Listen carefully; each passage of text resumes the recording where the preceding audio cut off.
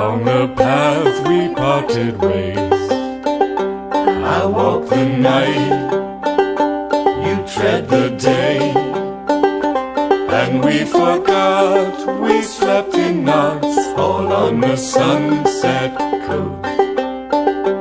We shared our meals, we shared our songs, by candlelight or by the sun. I know you've sung 1,000 more since the time you've gone. Hello everyone, this is Chad Redding here with Ruck Outdoors once again. Today we are out in Michaud State Forest, located in south central Pennsylvania. This is one of my normal haunts and one of my most favorite places to go, just because it's so full of history and some really cool things. Today we're out here on this cold January day, and we're going to be doing the first in a series of new videos, and that series is going to be on the Appalachian Trail shelters here in PA. A lot of people don't get to see these shelters. I think they're really cool. There's something unique to the AT. There are other shelters on other trails, but these are synonymous with the Appalachian Trail. What's really cool is each shelter is different in an individual way. They each have their own characteristics. It's just like people's houses are different. And I think it's important that people get to see these shelters, see these gems, because a lot of the people who take care of the AT put a lot of work into these things. And I kind of want to share them with people who either can't get out and see them, or don't live near the AT, those of you on the West Coast. So today we're here in, like I said, in Michaud State Forest. And the first shelter I'm going to show you guys is one called Tom's Run, and it's named after the creek Tom's Run. Now, how we traditionally get into this shelter, because we have camped, me and my friends of Ruck Outdoors, we have camped in this shelter numerous times. And how we typically get into it is we park along Michaud Road, which is where we're at right now. We're at Michaud Road, and we hike in through Camp Michaud, which is one of the many historical areas here in Michaud State Forest. And I have done another video on that,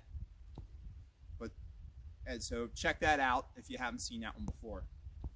But anyways, what we typically do is we hike in through Camp Michaud, and then we catch another trail called Sunset Rock Trails, which is one of the many side trails that come off the AT, and we take that in to Tom's Run shelter. So with that description, let's go and let's start out.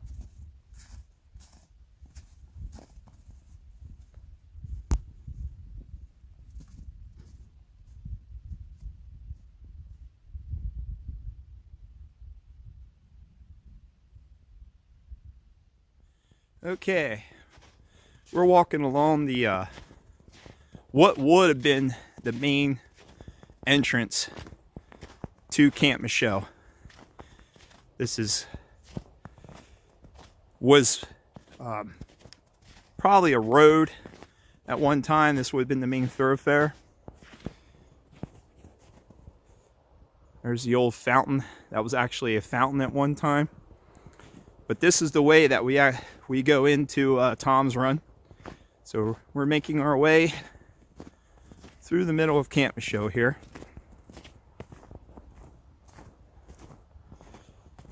We're still near the road, if you can hear the traffic coming. It's a car coming down the road. This is about 2 miles in from where you park. You can park along a road called Bunker Hill Road.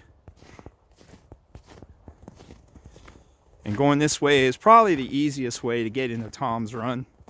You can go in through the AT. The AT is up on the hill. There's actually parking up there, and it loops down in to Tom's Run. But we usually go this way. I like going through the Camp Michaud. I like going through the old history. It's just kind of cool. It's one of the cool things about a lot of the state forests here in Pennsylvania is the history. This is the remains of a bunkhouse.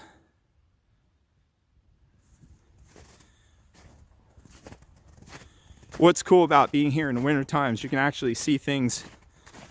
Mostly this is all full of growth. You can't see anything.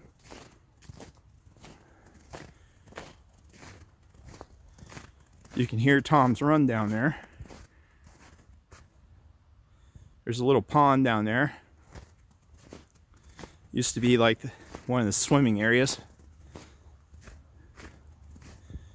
Okay, that's just a little bit of Camp Michelle. We'll come back, we'll do another video on that. The first one I did is okay, but I feel we could do better. There's a little bunker down in there. Right there. Another remains of a building. But yeah. So that's Camp Michelle. So we're going to keep moving along this trail right here. And then we'll get to the next area. Okay, obviously you hear some water running. And we're approaching what was an old dam to deflect water up the Camp Michelle.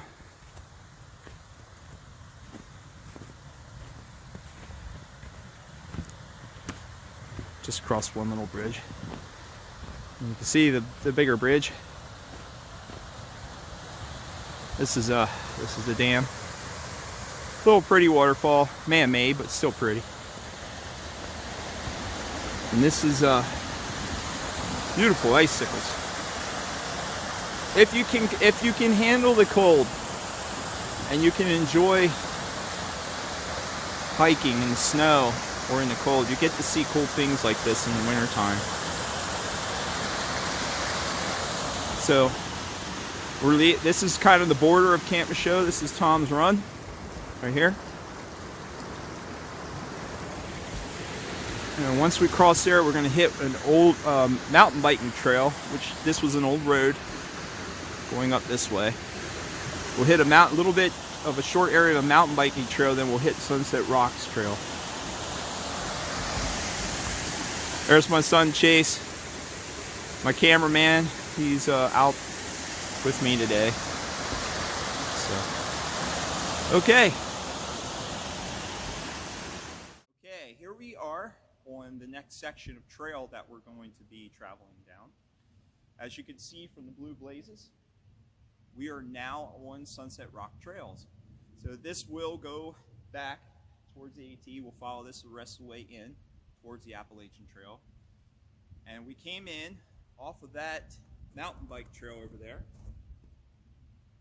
Okay? And we're here on Sunset Rocks Trail. So this will be the next intersection, and like I said before, all these side trails off the AT are marked with blue blazes.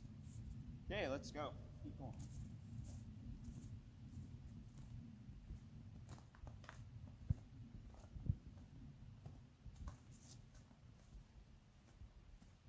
Here we are, still on Sunset Rocks Trail, and we're starting to get close to the shelter.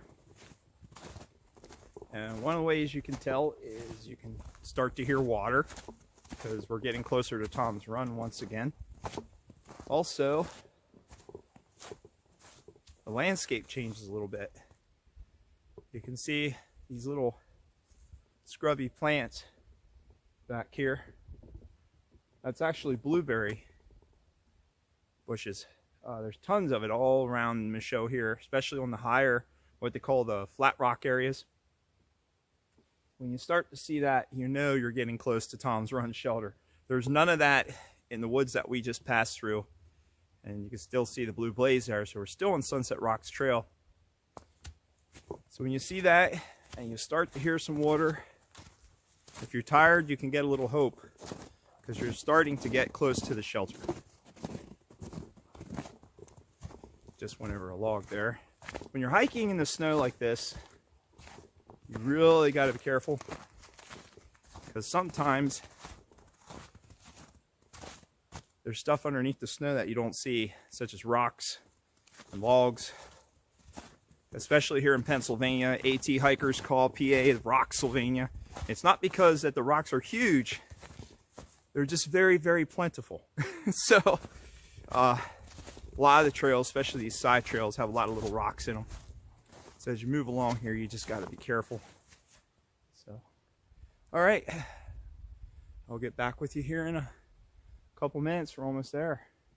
So looking forward to sitting down and eating a little lunch. All right, let's keep going here. Okay, just figure I'd do some footage of us walking along here. There are a couple on Sunset Rocks Trail, there's a couple little springs that come out. And I just hit one of many. I'm going to show that to you once I cross it. Yep, if you heard the water as I just tilted a rock. Okay. Yeah, see that area there? Looks a little wet. It's not frozen.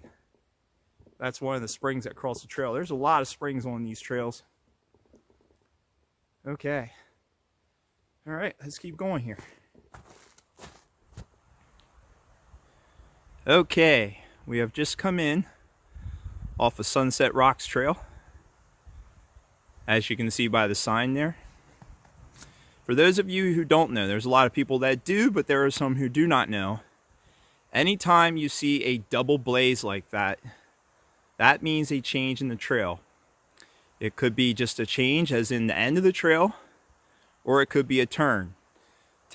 If the top blaze is to the right, that usually denotes a right turn. If the top blaze is moved to the left, that usually denotes a left turn. And that rings true for all the blazes on the Appalachian Trail and all the side trails. And as you can see, Sunset Rocks Trail is marked with a blue blaze. Now we're turning around here to the AT because we are on the Appalachian Trail. You see the famous white blaze? That is looking southbound down the AT, down through Michaud State Forest. Okay, we're going to turn back around here. And now we are facing northbound. And we're going to head towards the shelter. Okay. We're going to stop here. And you could just make out through the woods there a roof, a snow-covered roof. That is the pavilion located in the shelter. Not all the shelters have pavilions. This particular one does. This is actually a pretty large shelter area. You hear water running. We're approaching Tom's Run. Here in south central Pennsylvania, sometimes we refer to these small creeks as runs, or in my native York County, which is really close to here, we just call them creeks. This is the bridge going across Tom's Run. And you can see we're almost to the shelter. And that's a beautiful picture of Tom's Run. This shelter is actually really unique. A lot of the shelters are actually located off of the AT. There might be a blue blaze trail about 50 yards or more, and it will have a sign, and that was where the shelter would be located. Tom's Run is one of the ones that are actually located along the Appalachian Trail. The AT actually runs through the middle of the shelter area. There's another one south of here called Quarry Gap. That also is along the Appalachian Trail. A lot of them, you actually have a blue blaze trail, like I said, that you have to go off the AT. This here is not Tom's Run. This is actually the spring area. So a lot of shelters actually have springs. Some not as close to the shelter area as this one is. This one's actually a very large spring. Some of the springs are pretty small. Okay, I'm gonna go in these rocks here to get across. And you can see up there, that is the spring head. Now there's a little yellow post, and that post is basically saying you need to boil the water or filter it. I would definitely filter or boil any wild water. I have drank this water though and have been okay. This is another old, this is the old spring head, another one. As you can see, it is running. It's actually part of the same spring, just another opening. And we are approaching the shelter. We're actually in the shelter area right now. Here you can see the pavilion that we saw as we approached. This here is another thing that is unique to the shelter. There are other shelters that have these areas. It's hard to tell with the snow on top of them, but this is actually a tenting area. They're raised platforms that are filled with gravel for you to set your tent on. And you can see there's a fire pit underneath the snow there with some cut logs to sit on. And there's 3 of those platforms. Up there on the hill is the privy, not the pivy, the privy, or the bathroom, or outhouse, however you want to call it. And here you can see the really nice pavilion, which is kind of nice because it gives day hikers an area to pass through. This is a pretty popular area for day hikers to come to because, like a lot of shelters, unlike some shelters, this one's actually really close to the road, relatively speaking. That's a sign telling you where the spring is. And that is Tom's Run shelter itself. You can see it's a typical Adirondack style, as they call it, shelter. This one is not real small. I've seen smaller, but it's not real big. There are bigger ones. Now, a lot of the shelters are named for the areas that they are located. This one is called Tom's Run because it is along Tom's Run. Some are named for the mountains they're located on, and some are named for people along the AT, whether they be volunteers or famous people. So we're entering into the shelter proper. And as you can see, there's a nice picnic table with a raised area. The shelter itself is up off the ground, so it's probably, I'd say, 18 inches or a little more in the front and 12 inches in the back, roughly. I'm estimating here. Here we have a really nice fire pit. You can see there's a Adirondack chair. Really nice fire pit area. It's actually cemented together. Some of them that I've been in are just really just rocks, like the one that's up there. Some nice logs to sit on. I mean, this is a really big, really nice shelter area. And if I could get back here, there you go. That is the front of the shelter. As you can see, it's just a 3-walled wooden shelter with a roof. Let's go inside. This one's pretty simple. Some have bunks. There's logs there for you can get up into the shelter. Some have shelves. This one's pretty simple. You just have a wooden floor, a wooden area, and you can stack as many people as you want into this thing. Usually there's a logbook behind that help prevent wildfire sign is a logbook. Most of them do have a broom. The shelter keepers have a broom. There's areas to hang stuff up. This particular one has an actual thermometer, which is kind of cool. And it's a little over freezing. Now, this shelter, this is something that's new. I have camped in the wintertime in this shelter before. This wood storage area is something that's new. The shelter keepers, who are volunteers, who usually are in charge of one shelter, usually clean up the area, take care of, as you can see behind the wood stack, there's a lot of downed trees. So what they do is they come in here and they down trees that could possibly fall on people camping or on the shelter itself and damaging it. So the shelter keepers are very proud of their jobs. They're volunteers. A lot of them are really nice guys. But the reason they drop these trees, and I'll tell you in a minute. So if you look down there, Actually, let's walk down there. We'll get on about the wood here in a second, and I'll tell you why. So if we walk down here, you can see there's 4 upright posts with one that has a crossbar. Now that is actually a hammock area. That is for hammock campers. That is something that has become very popular with AT hikers and others. I know a lot of guys who hammock camp. And that originally was 4 posts that were upright with crossbars across like that one to enable them to hold together. So first, a couple years back, we camped here, and that was up, and a friend of mine actually hung on that. I'd say a week later, I just did a day hike through this, and this huge tree came down and just crushed that thing. That's why that one post is bent. And as you can see, they did repair the one. They put the one crossbar up, and it was actually that big thing there in the middle of the shot that had come down.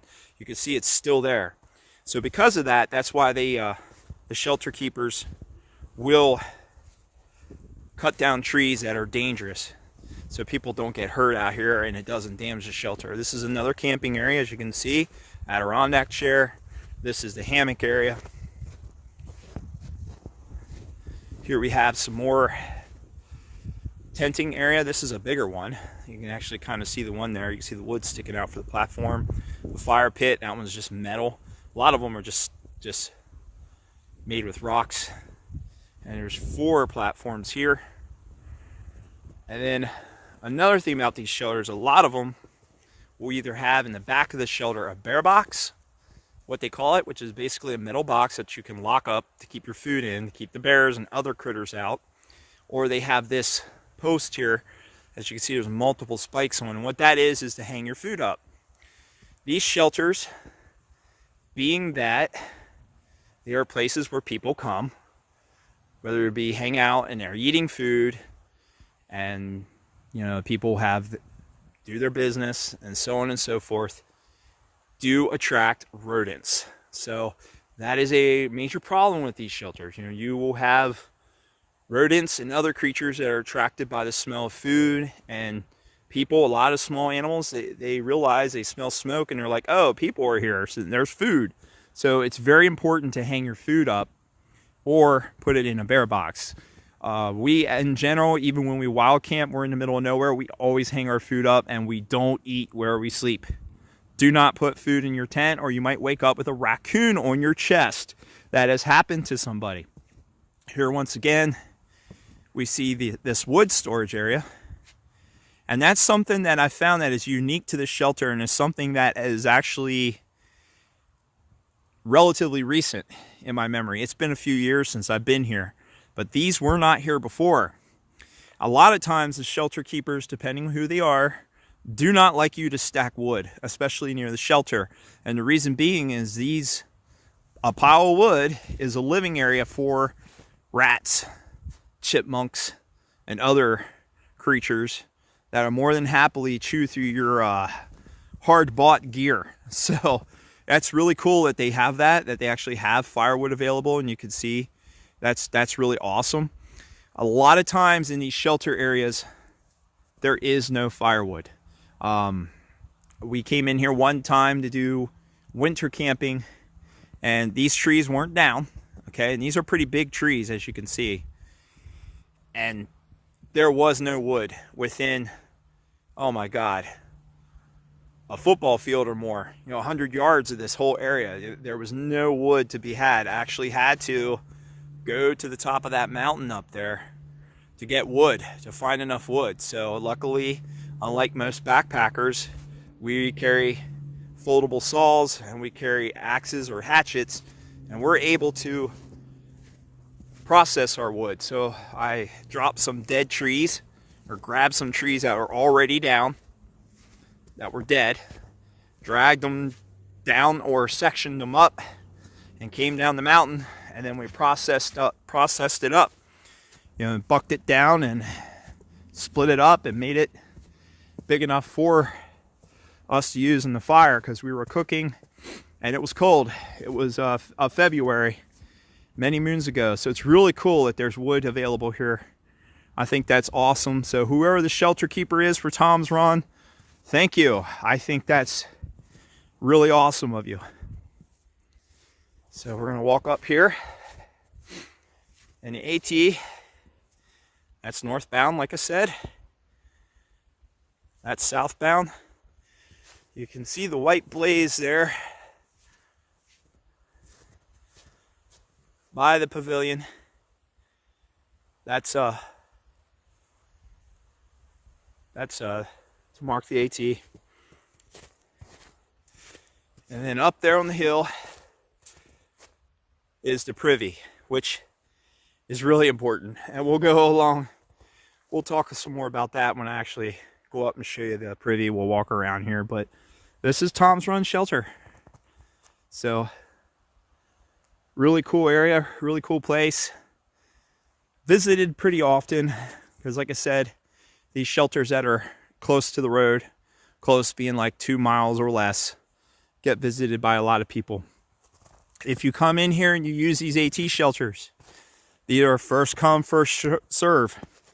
So be aware, if you're planning on using the shelter, have a backup plan, because it might be full of people. And so have your own shelter, have a tent or a tarp or something, because you might not be able to sleep in the shelter that night. Or if there are people, let's look up the mountain. Just a awesome area. Love Michaud. Love Michaud State Forest. But yeah, if you come in here and there's people, you know, be aware that these shelters do attract people, and you might have to share the shelter with somebody. And so have a backup plan, or do what we do, camp in the wintertime. You can see there's nobody here. Nobody here. So, okay. All right, well, there goes a bird, a little woodpecker, just flew up there. So we're, me and my son are gonna eat lunch, and then we're gonna head out. So awesome place, you know, special. Like I said, really cool places. Now, those of you who are into really the backwoods camping, you're like, oh, I'm not gonna use a shelter. They're nice in this time of year. They're nice, I admit. And you know, if you're worried about running into people, avoid them, or use one of the smaller shelters that are more available. And like I said, if you come in here, please clean up after yourself. You know, the keeper is here to keep the infrastructure in condition, you know, fix things and all that. Don't bust things up. Don't come in here and have a wild party. Clean up the shelter, sweep it out, you know. Be an adult about things. So, all right. Okay. Lunchtime. Talk to you guys in a little bit. Here's another nice shot of the shelter area. That guy in red down there is my son. So, one of the more coolest things about an AT shelter, and believe it or not, this is really important, are the privies, okay, or toilets. That is a nice luxury to have when you're out in the middle of nowhere. Not going to show the inside, but basically they're just outhouses. They stink, just so you know. They're not always the cleanest. And another thing that's important is bring your own toilet paper. A lot of times there's no toilet paper in these things. Okay, so make sure that's something you bring, that you have. And this is a pretty standard privy. You can see it's basically a catch basin. I've been in some that are really nice. The one on Alex Kennedy is actually a really nice bathroom, and I know I'm like, oh, bathrooms are cool, but they're important. They're important. And you can see they're located quite a distance away from the camping areas and the shelter area, and that's for a reason. You know, it keeps it away from the water sources, so you're not poisoning the spring here, and it also helps with the smell, so people don't have to smell all that crap, literally. So yeah, most shelters that I have been in so far have had privies. I don't know about ones further north or down in Maryland, but we're gonna find out. So together. So I just wanted to show this area to you. Okay. So this has been our first look at one of the AT shelters here in Pennsylvania. If you enjoyed our little trip here to Tom's Run today, please hit that bell and subscribe and like also. That helps get us out to other people and gets the word out. Also, feel free to hit us up on Ruck Rabbit Outdoors, Instagram, and on Facebook. So, till next time, fair weather and safe journeys. It is you've flown away, my friend. I think on you today. I hope sometimes you sing my songs all on the sunset.